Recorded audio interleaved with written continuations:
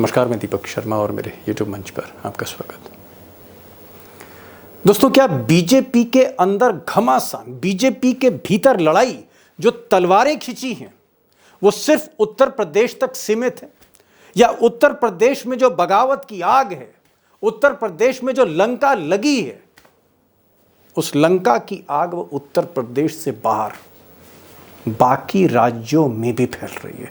वो चाहे बीजेपी के हालात बंगाल में हो, या फिर महाराष्ट्र में हो, या फिर कर्नाटक में हो, या फिर हरियाणा में हो, या फिर उत्तराखंड में हो।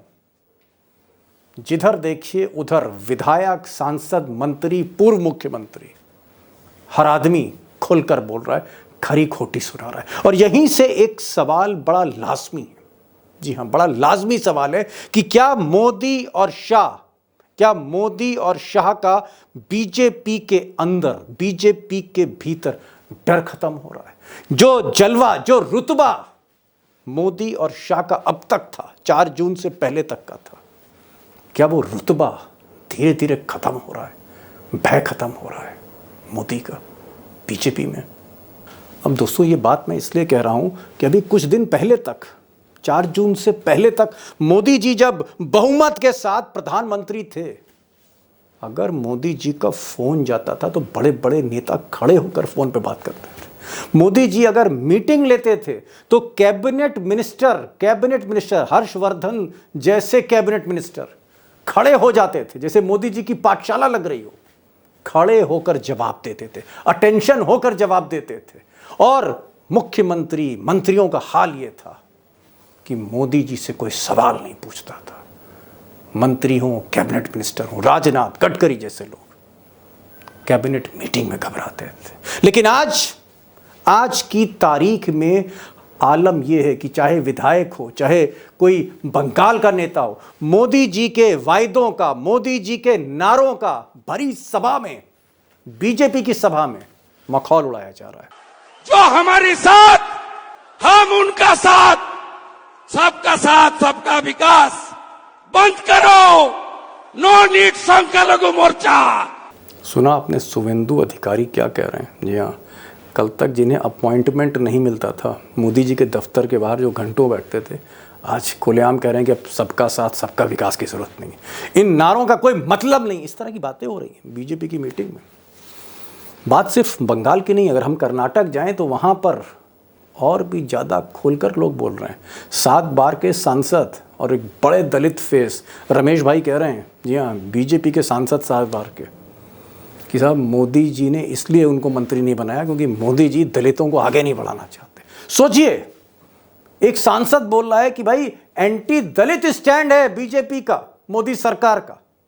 ಹೇಳಿದ್ದೆವು ನಿಮಗೆ ದಲಿತರು ವಿರೋಧಿಯಾದ ಈ ಪಕ್ಷ ಸೇರಬಾರದು ಅನ್ನೋದು ಬಹಳ ಜನ ನಮ್ಮ ದಲಿತರು ನನ್ನ ಜೋಡಿ ವಾದ ಮಾಡಿದ್ರು। अब कर्नाटक के बगल में अगर आप महाराष्ट्र जाएं तो महाराष्ट्र में तो हाल ये है बीजेपी का कि जब से बीजेपी को करारी शिकस्त मिली है महाराष्ट्र में लोकसभा चुनाव में, देवेंद्र फडणवीस को इस्तीफा देना पड़ा। हालांकि उनका इस्तीफा स्वीकार नहीं हुआ। और देवेंद्र फडणवीस के साथ साथ अमित शाह मुंबई जाने की हिम्मत नहीं कर पा रहे हैं। मोदी जी तो खैर गए थे अंबानी की शादी में, अमित शाह नहीं जा रहे। यानी कहीं ना कहीं कोई कुछ समझ नहीं रहा है गुजरात लॉबी को इस वक्त महाराष्ट्र में। और जो मराठी लॉबी है वो फडणवीस पर हावी होती जा रही है। अगर महाराष्ट्र से ऊपर आप राजस्थान आते हैं तो राजस्थान में हालत ये है कि किरोड़ी लाल मीणा एक बड़े नेता बीजेपी के, उन्होंने इस्तीफा दे दिया। और सिर्फ वही नाराज नहीं है, वसुंधरा राजे भी कहीं ना कहीं मौके का इंतजार कर रही हैं, क्योंकि गुजरात लॉबी से उन्हें बहुत से सवाल करने हैं। और राजस्थान से थोड़ा ऊपर हरियाणा आते हैं तो हरियाणा में ये जो साहब हैं अनिल विज कहते हैं कि मैं सबसे सीनियर लीडर हूँ बीजेपी का। अनिल विज पहले मनोहर लाल खट्टर को मुख्यमंत्री नहीं मानते थे, और जब मोदी जी ने उन्हें ना बनाकर नायब सिंह सैनी को मुख्यमंत्री बना दिया, तो आप सोच सकते हैं कि अनिल विज किस मूड में है आजकल। अब दोस्तों, कई राज्यों में मैं बीजेपी के हाल आपको बता सकता हूं, जहां विधायक, सांसद जो मोदी और शाह से खुश नहीं, खुलकर बोलने लगे, लेकिन लिस्ट लंबी हो जाएगी। एक तस्वीर और देख लीजिए, जी हाँ, पहचान गए होंगे, मोहन भागवत, आरएसएस चीफ, आप कह सकते हैं कि बीजेपी के गार्जियन। अब गार्जियन साहब का हाल ये है कि आजकल ये तंज कर रहे हैं, जब 4 जून को मोदी जी हारे थे तो भागवत जी ने कहा था कि जो अहंकार करता है उसे हार का सामना करना पड़ता है। और अब एक नया बयान उनका वायरल हो रहा है जिसमें तंज कर रहे हैं मोहन भागवत। हालांकि मोदी जी का नाम नहीं लिया है, लेकिन मोहन भागवत कह रहे हैं कि साहब, आदमी जब अपने को ताकतवर समझता है तो सुपरमैन हो जाता है। जब सुपरमैन हो जाता है तो उसको लगता है वो देवता हो गया, और जब देवता हो जाता है तो अपने को भगवान समझता है, विश्व रूपी समझता है। आप समझ रहे हैं इशारा किधर है, किस तरफ है। सुपरमैन कहते सुपरमैन, तो फिर मनुष्य अलौकिक बनना चाहता है, लेकिन वहां रुकता नहीं, उसको लगता है कि देव बनना चाहिए, तो वो देवता बनना चाहता है। अब दोस्तों, देश के सबसे बड़े सूबे उत्तर प्रदेश में बीजेपी का क्या हाल है तो आप देख ही रहे हैं। मैं कई वीडियो कई दिन से बना रहा हूँ, रोज़ डेवलपमेंट हो रहा है, रोज़ कुछ ना कुछ हो रहा है। आज भी वहाँ पर जो पूर्व मुख्यमंत्री वीर बहादुर सिंह, उनके बेटे फतेह बहादुर सिंह जो बीजेपी के एमएलए हैं, उन्होंने आज एक ऐसा खत लिखा है कि मैं पढ़ भी नहीं सकता। वो कह रहे हैं कि साहब, मेरी जान को खतरा है, सरकार मुझे मरवाना चाहती है। सोचिए, बीजेपी का विधायक बीजेपी की सरकार के बारे में ये कह रहा है। तलवारें खिंची हुई हैं, 36 का आंकड़ा है, योगी की कुर्सी कभी भी जा सकती है, केशव प्रसाद मौर्य मुख्यमंत्री बनने के लिए ललायत हैं। और ये जो लड़ाई है इस हद तक पहुंच चुकी है कि अखिलेश यादव जो विपक्ष के नेता हैं उत्तर प्रदेश में, समाजवादी पार्टी के चीफ, वो कह रहे हैं, बल्कि मज़ा ले रहे हैं, वो कह रहे हैं कि मौर्य साहब छोड़िए, आप योगी को छोड़िए, आप अमित शाह को छोड़िए, आप मोदी जी को छोड़िए, आप 100 विधायक लेके आओ, मैं आपको समर्थन देता हूं, मैं मुख्यमंत्री बनाता हूं। यानी आपको मुख्यमंत्री अमित शाह नहीं बना पा रहे, मोदी में हिम्मत नहीं है अगर कि योगी को हटा दें, तो आप 100 विधायक लाओ, मैं आपको मुख्यमंत्री बना दूंगा, मैं समर्थन दे देता हूं। वो कि उनके पास 100 से ज्यादा विधायक हैं, तो आज भी विधायक ले आए, समाजवादी पार्टी समर्थन कर देगी उनका। अब सच्चाई है कि जब से योगी जी, मौर्य जी, मोदी जी, शाह साहब, इनके दिन जो हैं बुरे आ गए, तब से अखिलेश यादव के अच्छे दिन आ गए। और लोग कह रहे हैं कि जिस तरह से अखिलेश यादव ने राहुल गांधी के साथ मिलकर उत्तर प्रदेश में कमाल की ऐतिहासिक जीत दर्ज की, बीजेपी को कहीं ना कहीं चारों खाने चित किया, ऐसा लोग कह रहे हैं, जानकार कह रहे हैं कि 2027 के विधानसभा चुनाव में अखिलेश का पलड़ा भारी है अभी से। उनको माना जा रहा है कि अगर यही हाल रहे योगी के, मौर्य के, तो फिर अखिलेश लोकसभा जैसी जीत विधानसभा में भी दर्ज कर सकते हैं। खैर, अखिलेश की बात अपनी जगह। मेरा सवाल तो मोदी और शाह को लेकर, और सवाल ये है, आज का जो बिग क्वेश्चन है, बड़ा सवाल है, वो ये है कि क्या वाकई मोदी और शाह की बीजेपी पर पकड़ ढीली हो रही है? और मोदी जी भले ही प्रधानमंत्री हैं, भले ही वो बैसाखियों पर हैं, 4 जून के बाद भले ही वो अल्पमत में आ गए, लेकिन बीजेपी आज की तारीख में भी मोदी जी के नीचे ही है, नड्डा उन्हीं के आदमी है। लेकिन सवाल है कि क्या 4 जून के बाद बीजेपी का जो कंट्रोल है, जो नियंत्रण है, उस पर जो ग्रिप है मोदी की, वो ढीली पड़ रही है। अब दोस्तों, आज के वीडियो में मैं बताने जा रहा हूं कि किस तरह मोदी का जो स्टाइल ऑफ फंक्शनिंग है, मोदी और शाह का जो काम करने का तरीका है, जिस तरह से वो सरकार चलाते हैं, पार्टी चलाते हैं, उससे कहीं ना कहीं बंगाल से लेकर महाराष्ट्र और आप कह सकते हैं हरियाणा से लेकर बिहार और उत्तर प्रदेश तक पार्टी के विधायक, सांसद, मंत्री, मुख्यमंत्री नाराज हैं। और आरएसएस भी बहुत बहुत बारीकी के साथ एक एक डेवलपमेंट को देख रही है। और 3 महीने बाद 3 राज्यों के विधानसभा के चुनाव हैं, महाराष्ट्र, हरियाणा और झारखंड। और यहाँ पर बीजेपी की हालत वाकई पतली है। बीजेपी एक कमजोर जमीन पर है, चाहे वो महाराष्ट्र हो, हरियाणा हो, झारखंड। और अगर ये तीनों राज्य नवंबर के बाद मोदी जी के हाथ से निकल गए तो फिर मोहन भागवत असली रूप दिखा सकते हैं। जो मैंने पहले आपसे कहा था, फिर दोहरा रहा हूं, बीजेपी के रथ का घोड़ा बदला जा सकता है अगर ये तीनों राज्य निकले। अगर हालत और खराब हुई तो मोदी जी को क्या बदला भी जा सकता है। क्या नौबत यहां तक आ गई है बीजेपी की?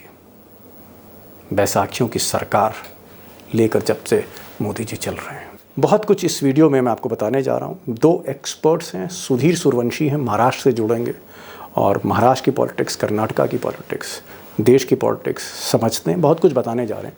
उमाकांत लखेड़ा हैं जो मोदी और शाह की जो राजनीति है, खासकर 2014 के बाद से और 2014 से पहले की, उस पर हमेशा से वो बेबाक बोलते रहे हैं। और क्योंकि 1988 से वो लोकसभा कवर कर रहे हैं, सबसे वरिष्ठ पत्रकारों में से एक हैं देश में, वो भी होंगे, उनको भी सुनिएगा और फिर आपको एक अंदाज़ा लगेगा कि बीजेपी में जो आग लगी है किस हद तक लगी है, कितनी आग लगी और कहाँ कहाँ तक फैल रही है। तो चलते हैं सीधे दो एक्सपर्ट्स के पास, कोशिश करते हैं इस बड़े सवाल को गहराई से समझने की। लखेड़ा साहब, मेरा जो सवाल कि वो मोदी जी जिनसे कैबिनेट मिनिस्टर, जब मोदी जी का फोन आता था लोग कहते कि कैबिनेट मिनिस्टर कुर्सी से खड़ा होकर फोन उठाता था कि मोदी जी का फोन आ गया है, ये डर था, ये डर का आलम था। और अमित शाह अगर एक फोन घुमा दें जी, 10 मिनट में इस्तीफा लिख के आ जाता था, चाहे वो मुख्यमंत्री हो। एक झटके में गुजरात की कैबिनेट, पूरी cabinet, chief minister, deputy chief minister, cabinet minister, चपरासी से लेकर मुख्यमंत्री तक एक झटके में मोदी जी के चाणक्य ने बदल डाला। आपके उत्तराखंड में कई मुख्यमंत्री बदल दिए रातों रात, कोई कुछ नहीं बोला, किसी ने चू नहीं की। तो इतना बड़ा परिवर्तन, वसुंधरा राजे उनको बैठा दिया, शिवराज सिंह चौहान को बैठा दिया, येदुरप्पा जैसे नेता को बैठा दिया, रमन सिंह को किनारे कर दिया, कोई कुछ नहीं बोला। लेकिन ये जब से 240 आए लखेड़ा साहब, 240, जब से बैसाखी मिल गई है मोदी जी को, तब से हर आदमी बोलने लगा। तो क्या डर खत्म हो गया? डर खत्म हो गया मोदी शाह का? मैं ये पूछ रहा हूं आपसे। डर नहीं खत्म हो गया, वो जो डरने की बात होती तो वो डरा रहे हैं। अब सवाल ये है कि लोग जो छोटे छोटे मिडिल लेवल के जो कद के नेता थे वो डरा रहे हैं, आंखें दिखा रहे हैं। किसको? इन मोदी एंड अमित शाह, गुजराती लॉबी को। और इनका जो इकबाल था, देखिए मोदी एंड अमित शाह की जो पकड़ थी, जो इकबाल था, जो कंट्रोल था, जो नियंत्रण था, वो न केवल राज्यों में कमजोर हो गया है, शिथिल पड़ गया है, बल्कि लोग अब बाउंस बैक कर रहे हैं। लोग हिसाब मांग रहे हैं, हिसाब पूछ रहे हैं कि ये हार के जिम्मेदार आप हैं। और ये हार के जिम्मेदार जो दल बदलों को लेकर के आए, आपने तीरथ सिंह रावत का नाम लिया, तो तीरथ सिंह रावत ने कहा मैं पूछना चाह रहा हूं, मैं दोस्तों को बताना चाह रहा हूं, दोस्तों ये जो तस्वीर आप देख रहे हैं, मित्रों को मैं दिखाना चाहूं, ये जो तस्वीर आप देख रहे हैं ये तीरथ सिंह रावत की है। बहुत शरीफ कहे जाते हैं और कि साहब ये तो बहुत ही मतलब गऊ जैसे नेता हैं तीरथ सिंह रावत। इनको जब मुख्यमंत्री बनाया गया तब भी लोगों ने कहा कि नहीं साहब गाय ही है ये। अब गाय बोलने लगी, वो पंजा मार रही है, गाय पंजा मार रही है। तीरथ सिंह रावत जैसा आदमी जो है चैलेंज दे रहा है अब राज्य कार्य समिति की मोदी को। राज्य कार्य समिति की बैठक में उन्होंने एक सवाल उठाया कि जो लोग पद और पोस्ट के लिए हमारी पार्टी में आए हैं, उन लोगों को आप पार्टी में तरजीह दे रहे हैं। जो आम कार्यकर्ता है, जो पार्टी की आवाज है, जो पार्टी की रीढ़ है, जो पार्टी का जनाधार, पार्टी का बस्ता लेके घूमता है, वो आपने खत्म कर दिया, उसको हाशिए पे खड़ा कर दिया। और पार्टी की जो वैचारिक प्रतिबद्धता होती थी वैल्यूज के प्रति, वो वैल्यूज आपने खत्म कर दिए हैं। तो वो बगावत, देखिए उनका टिकट काटा जी, तीरथ सिंह रावत का दर्द ये साहब, जाहिर सी बात है कि उनका टिकट काटा कि साहब सर्वे हुआ है, आपकी सीट कमजोर है। उन्होंने कहा कि 3 लाख से मैं जीता था, कौन सा सर्वे आया, क्या ये तो बोलने की बातें थी, लेकिन उनका टिकट काटा। और उसके बाद बद्रीनाथ में चुनाव हुआ, वो उनकी लोकसभा क्षेत्र में था। तो एक एग्जाम्पल है और उनको पता ही नहीं है। पहले दिन राजेंद्र सिंह भंडारी जो बद्रीनाथ में चुनाव हारे हैं बुरी तरह, वो सुबह बोल रहे हैं भारतीय जनता पार्टी को गाली दे रहे हैं, शाम को आपने बीजेपी में भर्ती कर दिया उनको। तो ये जो चीजें हो रही हैं, ये चीजें राज्यवार, जिलेवार, डिविजनल हेडक्वार्टर्स में ये चीजें उठ रही हैं। और एक तूफान, एक कोहराम संघ के भीतर है। और लेकिन संघ जो है, संघ के भीतर एक दो तबके, एक तो मोदी के सपोर्ट में खड़ा है जो कहता है नहीं मोदी को अभी छोड़ोगे तो बड़ा नुकसान हो जाएगा। ये वो लोग हैं जो लाभार्थी हैं, जिन्होंने आरएसएस में के उन लोगों ने मोदी और अमित शाह के रिजिम में बेतहाशा एनजीओ चलाए, लाभ उठाए, ग्रांट ली। लेकिन वो लोग जो पार्टी के फ्यूचर के लिए चिंतित हैं, उनका कहना है कि भाई बहुत हो चुका, अब ये जो है, ये लोग रहे ना रहे, बीजेपी को रहना है, आरएसएस को रहना है, ये लोग तो लोग पद पर बैठते रहेंगे, प्रधानमंत्री आते रहेंगे, गृह मंत्री आते रहेंगे, बीजेपी अध्यक्ष आते रहेंगे, लेकिन ये देश तो यहाँ रहेगा और भाजपा तो यहाँ रहना है। ये सारे सवाल पूरे देश में उठ रहे हैं। जी जी, बीजेपी रहेगी, लेकिन मोदी जैसे लोग आते और जाते हैं। ये इस वक्त बीजेपी के हर राज्य से इस तरह का आप कह सकते हैं इको मिल रहा है, प्रतिध्वनि आ रही है, आवाज आ रही है हर राज्य से। महाराष्ट्र क्योंकि बहुत इंपॉर्टेंट है दोस्तों, महाराष्ट्र में चुनाव होने जा रहा है 2-3 महीने बाद, और आप कह सकते हैं कि इस देश का सबसे अमीर राज्य है, और वहां के पत्रकार हमारे साथ बैठे हुए हैं, सुधीर सूर्यवंशी। सुधीर जी, पहले तो संक्षेप में मैं ये जानना चाहूंगा कि क्या आपके महाराष्ट्र में भी बीजेपी में तलवारें खिंची हुई हैं? क्या तलवारें खिंची हैं? और क्या वहां भी एक लॉबी देवेंद्र फडणवीस की है, दूसरी मराठा लॉबी है? क्या महाराष्ट्र में भी खेला हो रहा है? दीपक जी, 2024 का लोकसभा का चुनाव हुआ, उसके बाद में आरएसएस के जो मुखपत्र है, जैसे माउथपीस हम कहते हैं, उसने बाकायदा एक चीज साफ कही कि जो आयाराम गयाराम है, अजीत पवार है, बाकी लोग है, उसके वजह से जारी भड़भक्कम नुकसान भारतीय जनता पार्टी को महाराष्ट्र में हुआ। दूसरी बार अभी दो दिन पहले विवेक नाम का एक मराठी मैगजीन है, आरएसएस का ही माउथपीस उसे कहा जाता है, उसने भी ये बात दोहराई।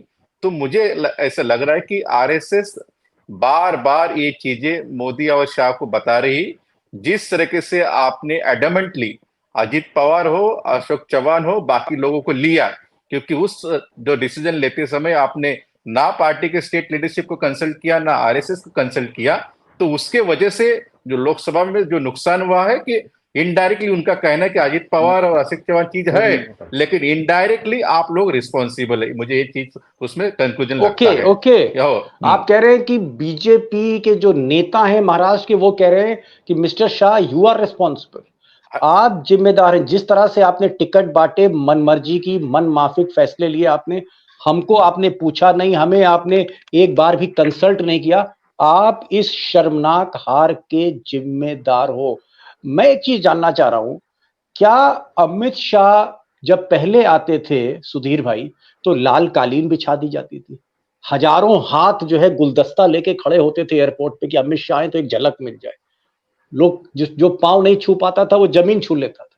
अमित शाह का वो रुतबा था, वो जलवा था कि साहब किंग आ गया है दिल्ली का। क्या आज की तारीख में अमित शाह का जलवा बरकरार है, या अब वो चेहरे पे रोशनी नहीं है, नूर नहीं है? अब अमित शाह कम आते हैं बॉम्बे में कम दखल दे रहे हैं अमित शाह की ताजा पोजीशन तो बता दीजिए सुधीर भाई। तो सही बात है, बहुत दिन हो गए अमित शाह जी बम्बई नहीं आए, महाराष्ट्र नहीं आए, मोदी नहीं आए हैं, ये बात बिल्कुल कब से नहीं है? बता तो दीजिए सर, बता तो दीजिए। अभी मुझे भी बहुत डिफिकल्ट हो रहा है कि कब लास्ट टाइम कब आए थे। अरे बाप रे बाप, मेरे ख्याल से इलेक्शन के दौरान वो ज्यादा आए थे। दूसरी बात मैं कहना चाहता हूँ, जैसे मोदी जी तो खैर, मोदी जी जो आपके मुंबई आए थे, वो तो अंबानी जी की शादी में आए थे, शादी के लिए आए। शादी ना होती तो मोदी जी भी ना आते, बिल्कुल नहीं आते जी। वो भारतीय जनता पार्टी का जो शीर्ष नेतृत्व है मोदी और शाह, वो महाराष्ट्र की लीडरशिप के ऊपर खपा है, और महाराष्ट्र की लीडरशिप उनके ऊपर खपा है, ऐसी चीजें चल रही है। दूसरी अहम बात जो आपने अमित शाह की बात छेड़ी, कैसे रहता है, जब तक आदमी का एक मिडास टच रहता है कि आदमी ने कुछ स्पर्श कर दिया तो उसका सोना हो जाता है, तो वैसे मोदी और शाह का था कुछ दिन पहले, कुछ साल पहले महाराष्ट्र में हो और पूरे भारत में। इसलिए किसी की भी सरकार गिर जाती थी कि कहाँ भी सरकार आ जाती, कोई से भी एमएलए हो, सांसद हो, आ जाते थे, निकल जाते थे, लेकिन वो वजूद आज नहीं रहा। अमित शाह बोलेंगे कोई लोग आएंगे, सरकार गिरे, ऐसे बिल्कुल नहीं। इसी वजह से भारतीय जनता पार्टी के लोगों को भी पता चल गया, पहले मोदी जी आते थे, उनकी सभा होती थी, हम चुन के आते थे, अभी जी मोदी जी आते हैं तो हम गिर जाते हैं। तो मोदी जी और शाह का फायदा क्या है? तो उसके वजह से काफी भारतीय जनता पार्टी के जो लोग हैं, जो बड़े कद्दावर लोग बताते हैं कि सुधीर पहले मोदी और शाह के नाम पे हम बहुत बातें करते थे, अभी उनका नाम लेना भी हमके लिए अभी एक अछूत जैसा हो गया है। ऐसी सिचुएशन महाराष्ट्र में आ गई है। बड़ी बात, सुधीर सूर्यवंशी पिछले कई बरसों से इनको महाराष्ट्र का न्यूज ब्रेकर कहा जाता है, बहुत बड़ी खबरें इन्होंने ब्रेक करी हैं सुधीर जी ने, और बहुत इज्जत है सुधीर साहब की एक रिपोर्टर के तौर पे, ईमानदारी से रिपोर्टिंग करते। ये बता रहे हैं कि इनको खुद नहीं याद है कि अमित शाह कब आए मुंबई, मतलब जो पत्रकार मतलब तिनका भी अगर कहीं हिलता, पत्ता हिलता है तो महाराष्ट्र में पता लग जाता है सुधीर जी को। सुधीर जी को नहीं पता कि अमित शाह मुंबई 4 जून के बाद कब आए, और सुधीर जी कह रहे हैं कि मोदी जी भी नहीं आए। वो जो आए थे एक बार, वो मुकेश अंबानी के बेटे की शादी के बहाने से मुंबई आए। अदरवाइज इन दोनों नेताओं की मुंबई आने की हिम्मत नहीं हो रही है। और सुधीर भाई ने एक चीज और कही कि शाह जिस पत्थर को छू लेते थे वो सोना हो जाता था, आज वो पत्थर पत्थर नहीं रहा। ऐसी स्थिति है, कोई बात नहीं करना चाहता, घमासान मचा हुआ है महाराष्ट्र में। मैं लखेड़ा साहब एक चीज ये पूछना चाह रहा हूं, आपको क्या लग रहा है कि जैसे तीरथ सिंह रावत, उन्होंने जो है बोलना शुरू कर दिया हाई कमान के बारे में, मौर्य पहले से ही चिल्ला रहे हैं। मैं देख रहा हूं आज वीर बहादुर सिंह के बेटे फतेह बहादुर, उन्होंने भी अपना गुबार छोड़ दिया। मतलब भाजपा का विधायक भाजपा के मुख्यमंत्री को कोस रहा है, उस पर इल्जाम लगा रहा है कि मेरे जान का खतरा है योगी जी से। मैं देख रहा हूं कि बाकी जो नेता है मोती सिंह टाइप के, रमेश मिश्रा टाइप के, ये सब बोलने लगे कि बीजेपी में तो दम ही नहीं रहा, भ्रष्टाचार हो रहा है बीजेपी में।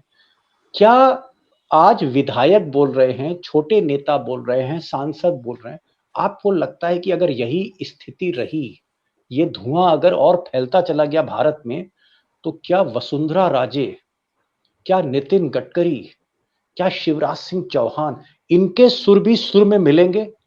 क्या ये भी एक स्टेज पर आके कहीं ना कहीं विरोध कर सकते हैं, चुनौती दे सकते हैं?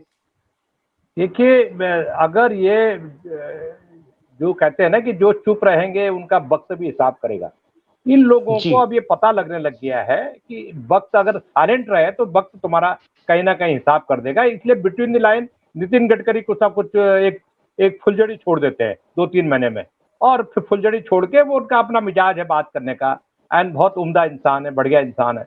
मैं ये कह रहा हूँ कि 2 कैटेगरी हैं जिन पर आपने जिनका जिक्र किया, उनकी 2 कैटेगरी। एक कैटेगरी है ये उनकी है जिनसे गुजरात लॉबी के जरिए कहलवाया जा रहा है कि तुम फलाने को गाली दो, उनको बोला जा रहा है कि तुम गाली दो, उसको गाली दो और हम तुम्हारे साथ हैं, तुम अपना कुछ बोलो। और एक वो लोग हैं जो मतलब एक्टिविस्ट भी हैं, और जो लोग जिनका सब्र का बांध टूट गया है, उनका सब्र का बांध जेन्युइन रीजन से टूट गया है, क्योंकि वो अपनी और पार्टी के फ्यूचर को लेकर के चिंता कर रहे हैं। और दूसरी बात क्या है, ये वो लोग हैं जो बीजेपी की पार्लियामेंट्री पार्टी की बैठक, नेता संसदीय दल बीजेपी का चुनने के लिए जो होनी थी, ट्रेडिशनल हर पार्टी करती है, अपना नेता चुनती है और प्रधानमंत्री बाद में चुनता है। पहले नेता चुनती है, फिर प्रधानमंत्री वो बाद में। बीजेपी ने क्या किया, देखिए बीजेपी ने बाईपास कर दिया पार्टी को। जिस पार्टी ने आपको स्थापित किया, प्रधानमंत्री की कुर्सी तक पहुंचाया, आपको कम सीट मिली, तो आपने पार्टी की जो पार्लियामेंट्री पार्टी की बैठक को बाईपास करके सीधा एनडीए की बैठक बुला दी।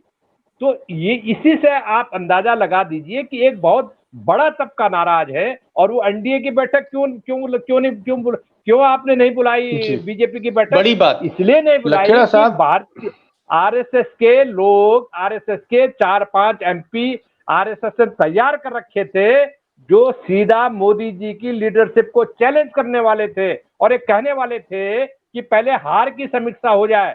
संसदीय बोर्ड की बैठक हुई कि नहीं हुई? कोई बैठक नहीं हुई है। उसके बाद पार्लियामेंट पार्टी की बैठक नहीं हुई और सीधा आपने बारात बुला ली, आसपास के गांव की बारात बुला ली, खाने के लिए आ जाओ जी। इंपॉर्टेंट पॉइंट, तो वहां से चीजें जो है वहां से चीजें डिरेल हुई है।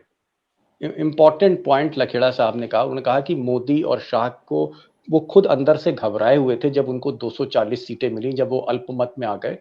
कायदे से मोदी जी को बीजेपी के संसदीय दल की बैठक बुलानी चाहिए थी। यानी जो नेता चुनकर आए हैं, सांसद बने हैं, उनकी बैठक करते और उसमें तय हो जाता कि भाई फिर से प्रधानमंत्री मोदी जी होंगे।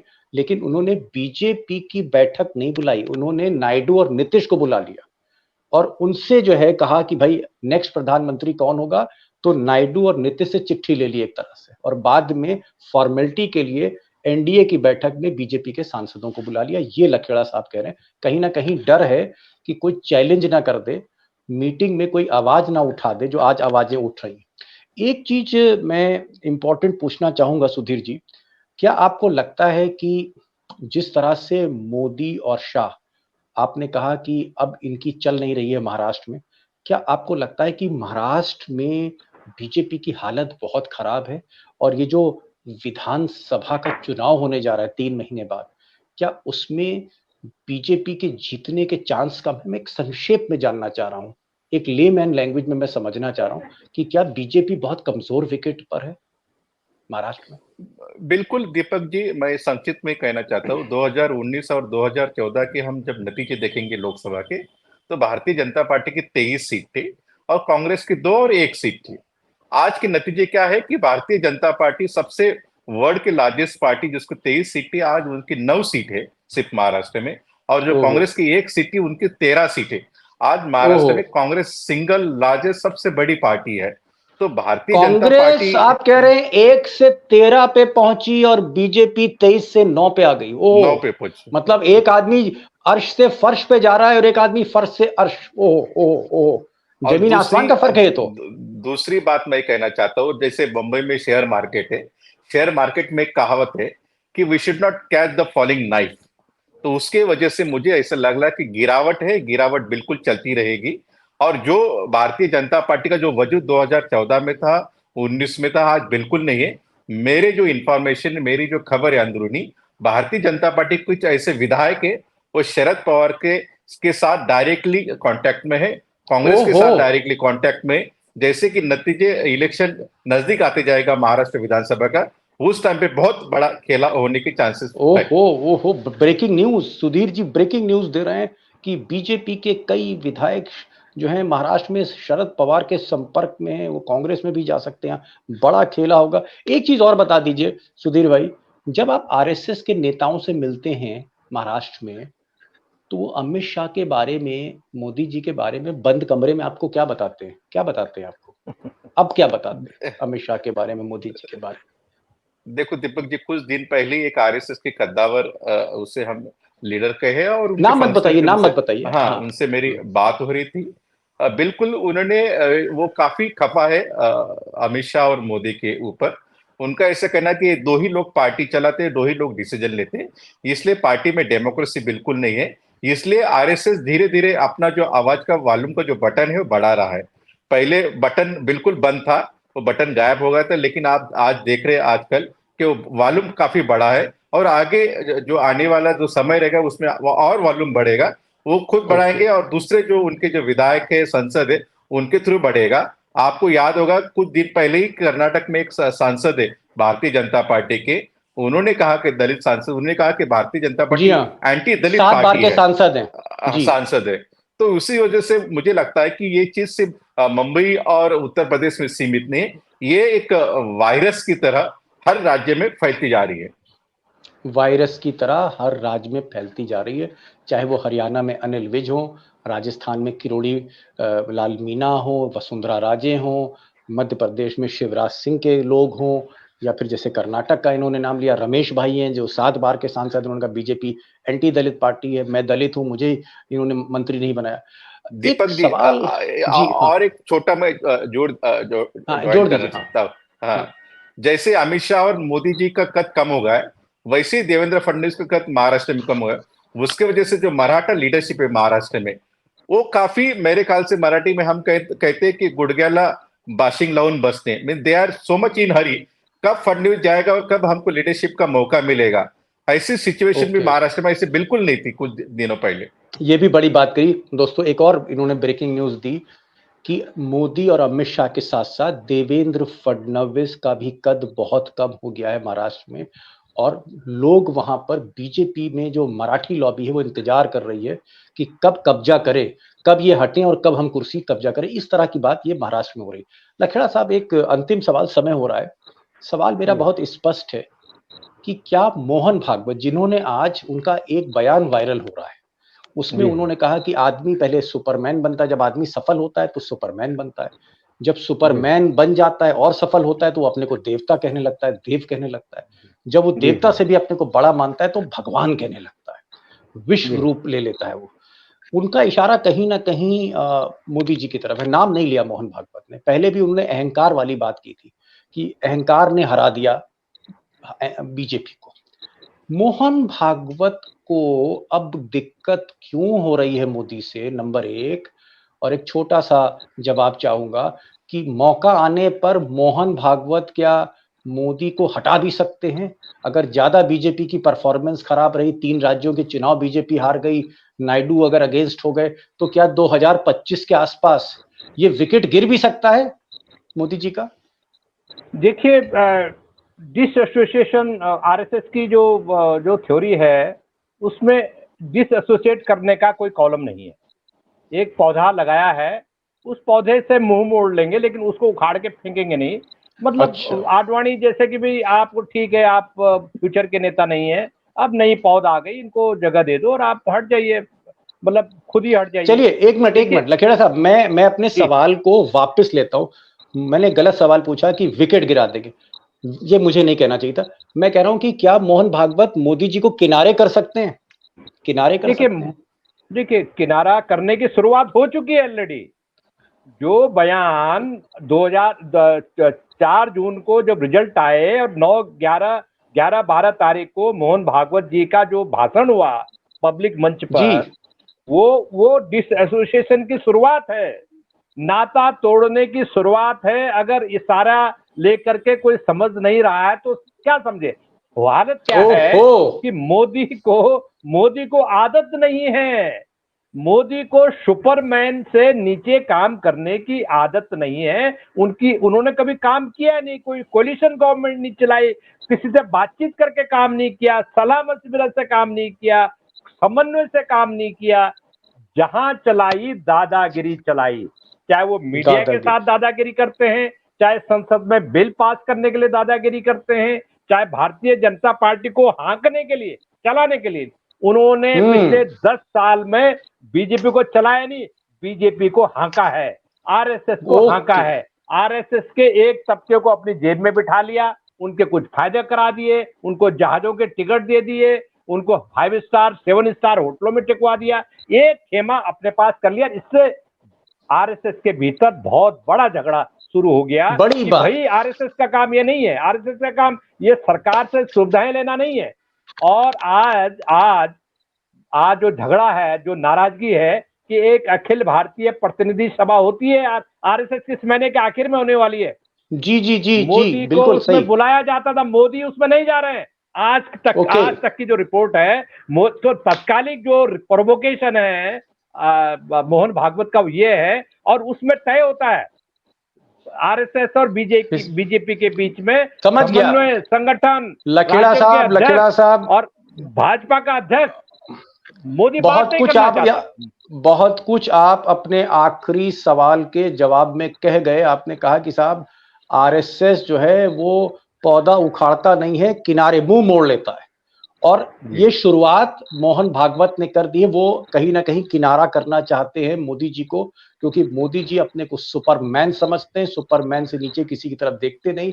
एक बहुत नाराजगी है मोदी जी की राजनीति करने के तरीके को, और इसीलिए आज हर राज्य से, चाहे वो शुभेंदु अधिकारी हो बंगाल में, चाहे वो देवेंद्र फडणवीस के खिलाफ लॉबी हो महाराष्ट्र में, चाहे वो अनिल विज हो हरियाणा में, चाहे वो किरोड़ी लाल मीना वसुंधरा राजे राजस्थान में हो, चाहे शिवराज के लोग हों, और चाहे अनगिनत विधायक और सांसद उत्तर प्रदेश में हो, और चाहे वो जहां से लखेड़ा साहब आते हैं देवभूमि उत्तराखंड, वहां में गौ समान नेता तीरथ सिंह रावत वो भी बोलने लगे, या गौ नेता भी बोलने लगे मोदी के खिलाफ। ये स्थिति है। और जैसा कि हमारे मित्र सुधीर सूर्यवंशी ने कहा कि कभी छू देते थे किसी पत्थर को तो वो सोना हो जाता था। अमित शाह के ये जलवे थे 14 और 19 में, और आज उनकी हिम्मत नहीं हो रही मुंबई जाने की, क्योंकि वो जो पावर थी सोने को, पत्थर को सोना बनाने की, वो मिडास टच उनके हाथ से चला गया है। सुधीर भाई बहुत बहुत शुक्रिया, आप आए।